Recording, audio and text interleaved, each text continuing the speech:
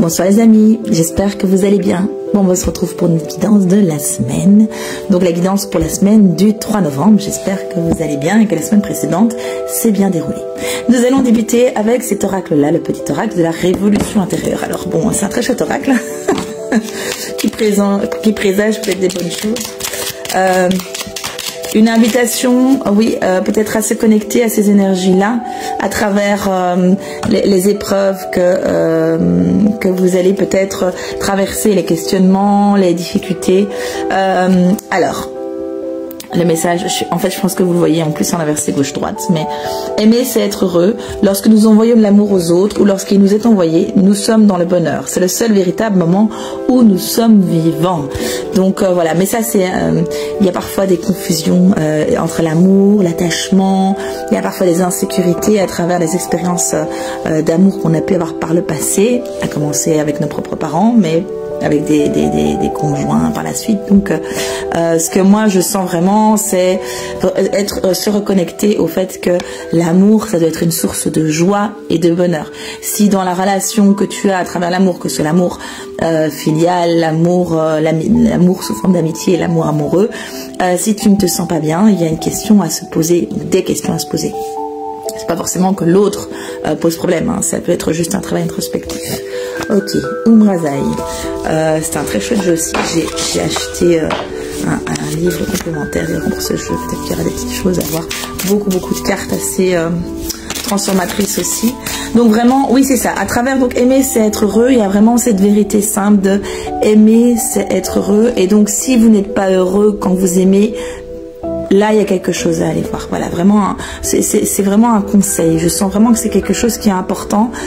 Répétez-vous, aimer, c'est être heureux. Si je ne suis pas heureux, c'est qu'il y a quelque chose qui n'est pas de l'amour. Et de nouveau, ça peut être un manque d'amour de soi à soi. Hein. Donc, ça ne veut pas dire que c'est la faute de l'autre. Ok, très bien. Harmonie par le conflit. Je l'avais à l'envers. Hein. Et donc ici, j'avais à l'envers. Donc, pas d'harmonie à travers le conflit. De nouveau, le conflit, ça peut être à l'intérieur de soi. Il y a une part de moi qui a envie de ça, une autre part de moi qui a envie d'autre chose. Ils ne sont pas d'accord. Comment est-ce que je choisis? Comment est-ce que je me positionne? Quel est l'espace où je peux les mettre d'accord? Mon aspect, je sais pas moi, je pourrais dire l'aspect pragmatique, financier, et l'aspect de non mais ça va être trop bien, j'ai trop envie. Comment est-ce qu'on peut arriver à mettre ces parties qui ont des avis opposés d'accord? C'est toujours comme ça que ça s'est fait dans la famille. C'est important de respecter cette structure-là. Et c'est important pour moi de m'inscrire dans la loyauté familiale. Et en même temps, j'aspire à quelque chose qui est hors de l'habitude, hors de ce qui se fait, hors de ce qui est généralement accepté au sein de la famille. Comment est-ce que je peux me positionner? Oui, la première chose qui me vient, par exemple, peut-être comment assumer son homosexualité dans un cadre familial classique. Parfois, c'est juste de la peur. Hein. Donc, parfois, c'est juste notre peur à nous qui fait qu'on n'ose pas être nous-mêmes et qu'en fait, c'est pas vraiment que la famille ne veut pas, ne nous accepte pas tel qu'on est, mais c'est qu'on se montre pas tel qu'on est. Et donc, on donne pas la possibilité à notre famille de nous accepter tel qu'on est. Donc, voilà. Oui, celle-là.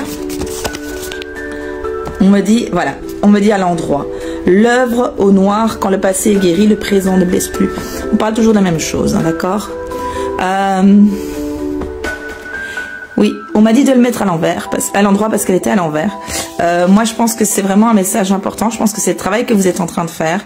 Il y a cette notion, en tout cas, donc de nouveau, hein, si vous n'êtes pas heureux, si vous ne vous aimez pas, si vous ne vous sentez pas bien dans la relation aux autres, il y a vraiment une question d'aller voir à l'intérieur de soi qu'est-ce qui bloque, là où ça coince. Et ça ne veut pas dire que c'est entre guillemets c'est la faute de l'autre. C'est jamais vraiment totalement la faute de l'autre, mais ça peut être que la relation n'est pas bonne pour vous et ne vous convient pas. Hein. Mais il y a cette question de ok, mais alors pourquoi vous êtes dans cette relation-là? Donc de toute façon, ça part vraiment de soi. Il y a vraiment une notion d'aller voir à l'intérieur, d'aller voir moi ce que j'appelle là où les blessures originelles, les vécus traumatiques, qui font que il y a des espaces d'inconfort, de conflit intérieur, de souffrance. Oui, une reconnexion au cœur, le chakra du cœur ici de Isabelle Serre. On va aller voir un petit peu ce que ça raconte. C'est toujours quand je fais des guidances générales de connecter à un maximum de personnes, mais évidemment, ça reste une guidance générale, donc prenez ce qui résonne pour vous. Oh, une surprise ici avec la nouvelle lune. Il y a un changement là. Il y a quelque chose qui se fait. Il y a quelque chose qui se fait, un déclic. C'était pour ça, regardez, on a quand même un petit éclair, un peu comme ça, un petit déclic. Tu peux le jeter à l'envers. Il y a une notion de déclic. Je vais aller voir la nouvelle lune, je ne sais pas quand c'est. Il faudra regarder la nouvelle lune quand c'est. Qu'est-ce que ça dit la surprise? Je vais vous la lire parce que je suis sûre que c'est chouette. Alors, tes guides te disent que bien que tu entres dans une énergie où tu vas être surpris, mais de façon positive bien sûr, Un conseil, lâche prise car tout va se passer naturellement.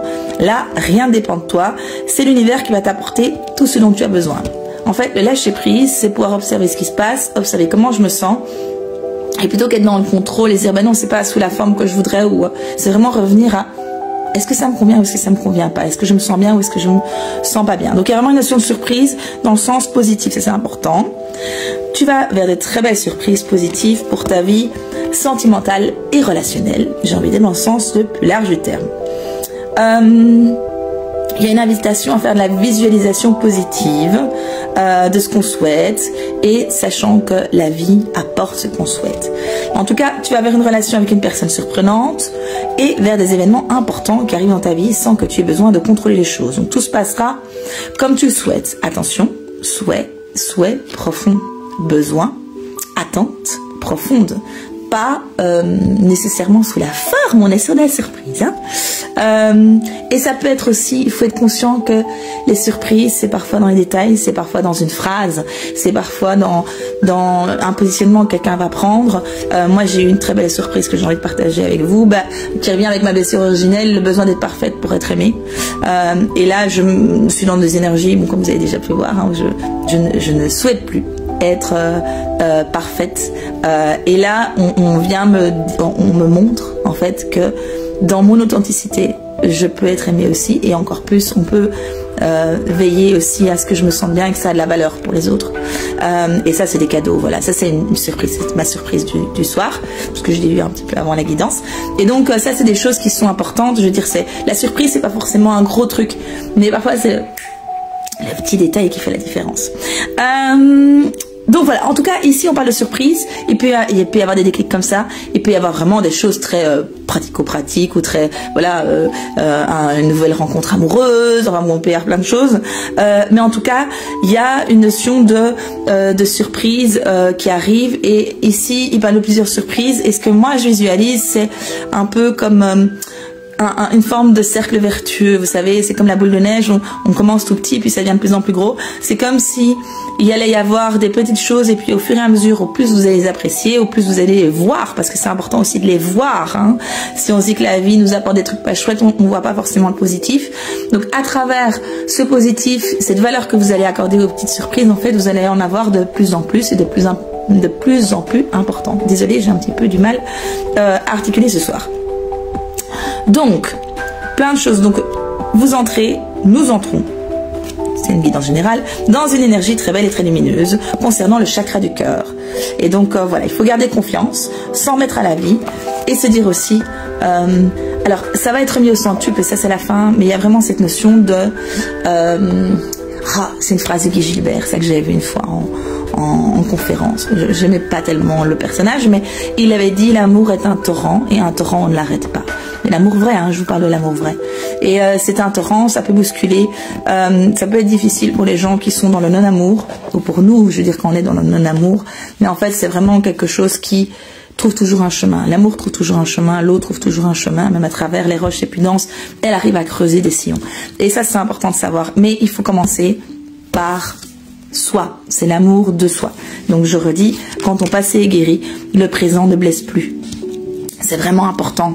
Et le passé, il y a plusieurs couches, plusieurs étapes dans le passé. Donc, on peut effectivement aller travailler, par exemple, avec les relations, mais souvent, les problématiques, les traumas trouvent naissance dans l'enfance et dans une forme de revécu émotionnel à travers des événements traumatiques du passé, alors qu'ils ne sont pas forcément des événements graves, hein. C'est des vécus, des souffrances d'enfants et c'est partie de la vie, c'est normal. C'est juste le narratif, la compréhension, le sens qu'on va mettre derrière qui va nous permettre parfois simplement de dépasser certaines choses, pouvoir rediscuter peut-être avec nos parents, quoi. Donc il y a vraiment cette invitation. Non, pas cette invitation, parce que j'ai l'impression que c'est un processus qui se fait, pardon. pas une invitation. Et donc la surprise, oui, mais c'est pas la pleine lune, c'est la nouvelle lune. Donc c'est encore un petit peu autre chose. Ça, il faudrait que je regarde pour la nouvelle lune. Mais donc voilà, je sens que c'est tout. J'espère que cette guidance vous aura parlé. N'hésitez pas à me dire en commentaire. Donc, je vous rappelle, c'est une guidance générale. Donc de toute façon, voilà, si vous tombez, quel que soit le moment auquel vous voyez cette vidéo, c'est valable quand même. C'est pour vous, c'est que vous deviez recevoir ce message à ce moment-là. Et je vous souhaite surtout une excellente semaine, mais qui s'annonce plutôt bonne. À bientôt.